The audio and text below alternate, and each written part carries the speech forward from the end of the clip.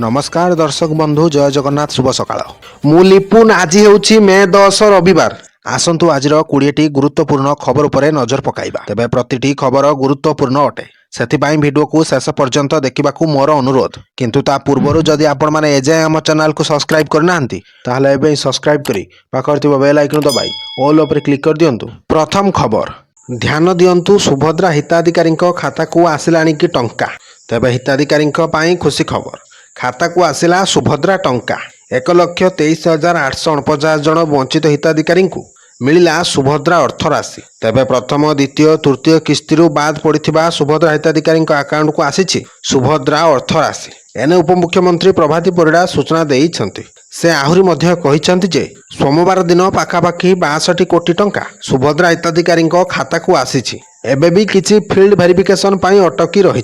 पाखापाखि 1 lakh field verification चली सेहीपरि 3,26,000 नुआ आवेदन आम पाखक आसी सारी